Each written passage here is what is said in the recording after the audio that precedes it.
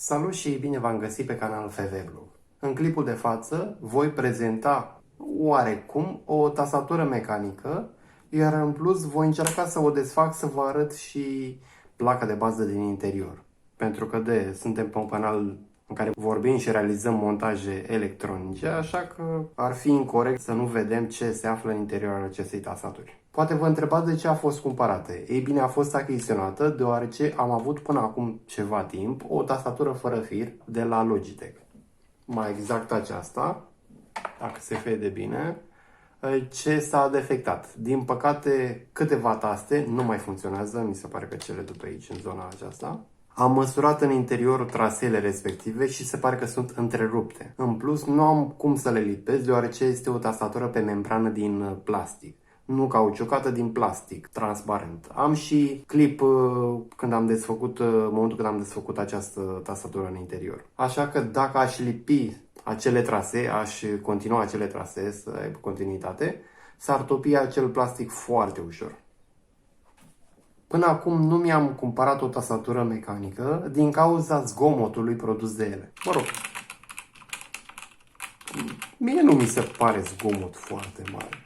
Însă, oricum, pe la urmă, eu am cumpărat o tastatură cu switch-uri maro. Am înțeles că ar fi cele mai silențioase, însă mai târziu am aflat că ar mai fi unele și mai silențioase. Dar le las pe acestea maro. Sunt mulțumit. E adevărat că necesită o oarecare obișnuință cu tastele, cu modul de apăsare a tastelor, fiind o diferență enormă între cea pe membrană, care v-am arătat-o de la Logitech, și aceasta mecanică. Cea de față, că nici nu v-am spus ce tastatură este, mai că o consider o tastatură de buget de la, cred că nici n-ați auzit de această firmă, de la TechWare. Acesta este site-ul unde descărcați și driverele pentru el. E un driver foarte simplu, extrem de banal. O să vi-l arăt puțin mai târziu, când o să și testăm practic efectele luminoase, pentru că este o tastatură mecanică cu iluminare RGB. Din păcate nu poți sta cu tastatura fără iluminare RGB pentru că nu se văd tastele așa de bine. Cablul probabil are mai bine de 1 metru, dar nu stau să-l măsor acum. Acesta este. Are o chestie textilă pe el. Și acesta este. USB-ul are și o protecție. Și cam asta este. Hai să o alimentăm și revin. Am introdus tastatura în desktop. Mă rog, eu folosesc pe culoarea albastru deschis. E la maxim. Stăm pe culori multiple. Se vede în cameră, da, se vede bine. O să urmeze imediat prezentarea efectelor luminoase. Dar eu oricum nu prea le folosesc. Îi las pe o culoare fixă și atât. Eu, pe la urmă, nu am cumpărat-o pentru efectele, pentru RGB, pentru lumini, ci pentru că sunt tastele schimbabile. Și în caz de vreo tastă se strică, acel click, să o pot schimba foarte ușor. Hai să vă arăt un exemplu cum schimbăm tasta. Dar oricum o să vă arăt puțin mai târziu. Are o chestie în spate. Tastele se schimbă un pic mai greu, trebuie să fii atent pentru că se pot rupe foarte ușor dacă nu știi cum să le desfaci. Și am scăpat-o pe jos. Nu s-a rupt absolut nimic. E tot în regulă. Acesta este switch-ul. Da? Asta este. E switch maro. Și are 2 pini. Nici nu trebuie să aibă mai mulți. Pentru că pe la urmă este un întrerupător fără reținere. Și se văd și chestiile metalice din interior. Fiind transparentă, da. Ok, să punem la loc tasta.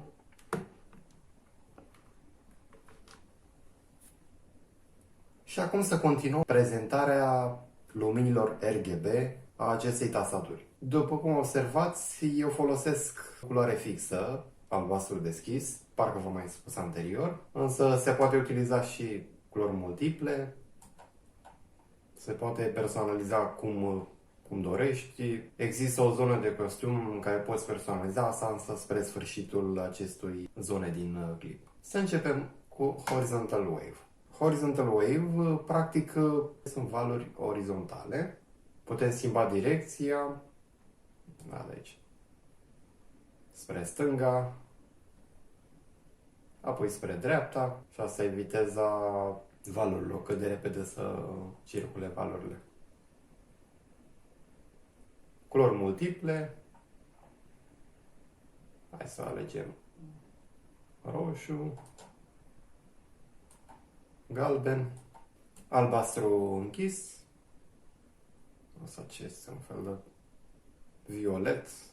Albul nu prea folosesc pentru că are o tentă stranie. E un alb așa mai spălăcit și nu îmi place.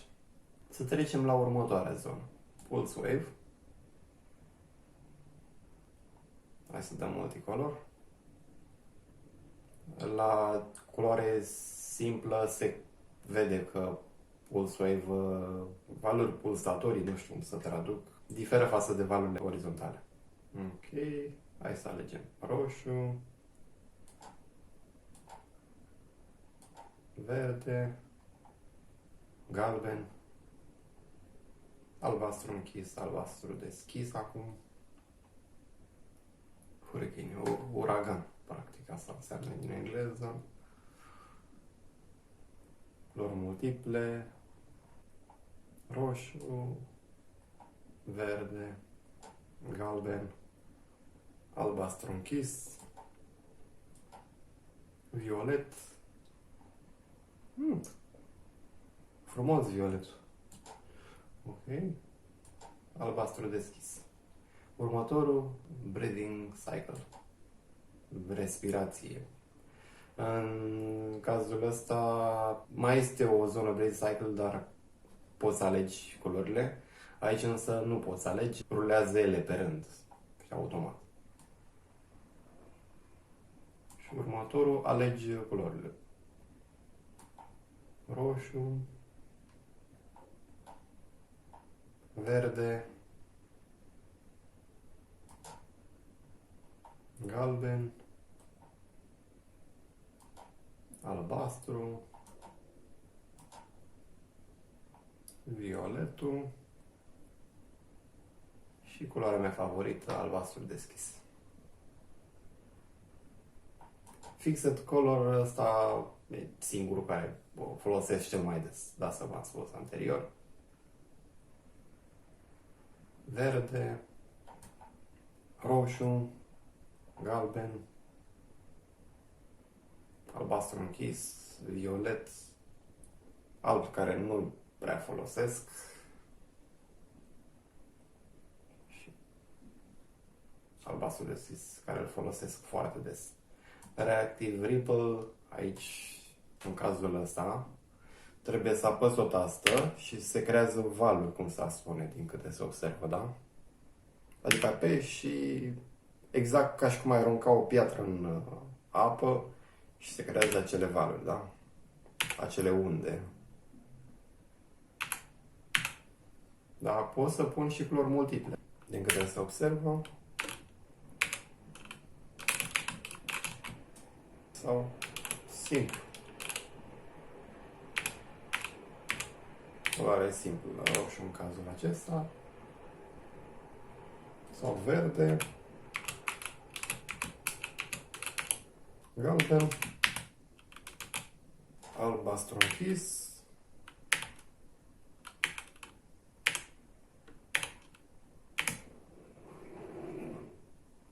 Mai departe, albastru deschis, care l-am arătat deja. Trecem la Reactive Single. În cazul acesta se aprinde doar butonul. Când l-ai apăsat, se aprinde și apoi se stinge ușor.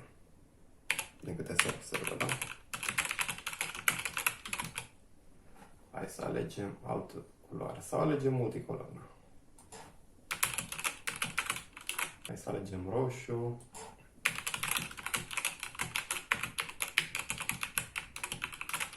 Următorul efect, Reactive Horizontal. În cazul acesta, când apeși, se aprinde practic tot rândul orizontal. Hai să dau multicolor.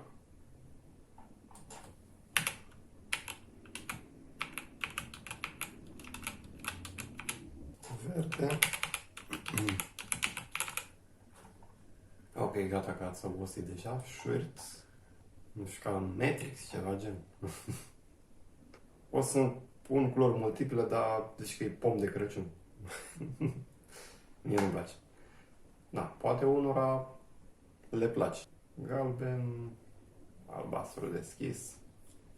Următorul water wave. Vertical wave, valuri verticale.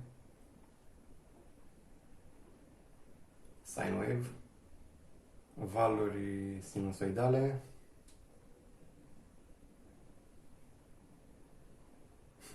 Ce strâng. Bineînțeles că pot să schimb viteza. Dar e cam straniu. În fine. Să dăm și pe roșu. Aur. Raindrop, adică efectul de ploaie.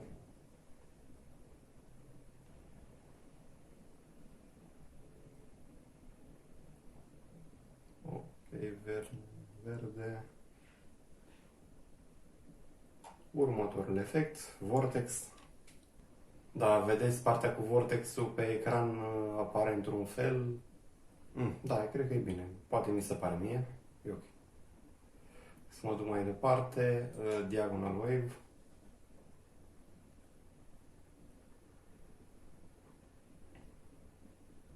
Ripple. Mai departe, reactive intensity. Aici nu se vede nimic pe desktop. În schimb, observ că pe tastatură reacționează ceva la apăsat. Nu, nimic. În zona galben spre roșu. Zona verde. Închis, verde deschis. Albastru deschis, albastru închis. Mai departe, pe costium. Costium e zona, mă rog, aici s-a dus direct pe unde m-am jucat eu puțin. Zona în care personalizezi tu cum vrei. Sunt predefinitele, SPG. Aici știu butoanele respective pentru că e World of Tank, partea cu tânculețe. MMO, habar n-am ce înseamnă. MOBA, nu cunosc zonele astea. RTS. Și aici e zona în care personalizezi cum vrei.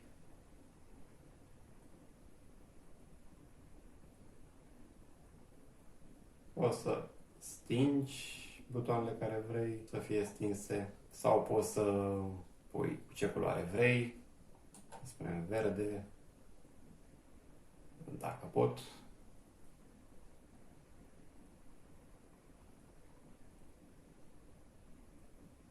Da, highlight de aici, am înțeles, acum văd.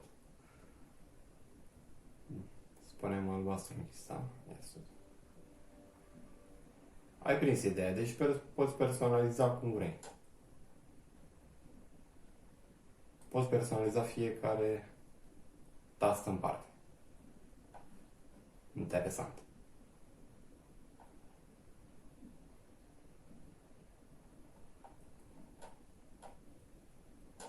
Ok. Și cam asta este.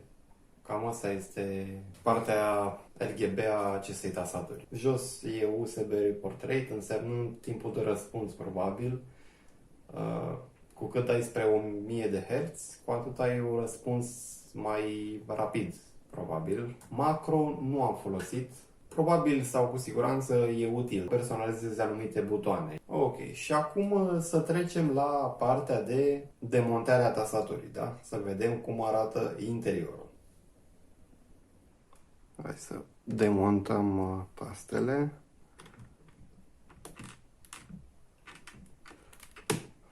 Cum așa se demontează. Să scoatem. Nu e problemă că există pe internet. Poți să caut pe internet cum vine fiecare tastă, așa că nu le încurc. Hai că mai avem puține taste. Tastatura mare.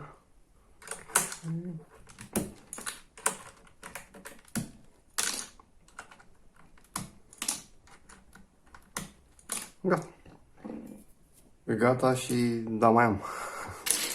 Pentru că trebuie să desfac și butoanele.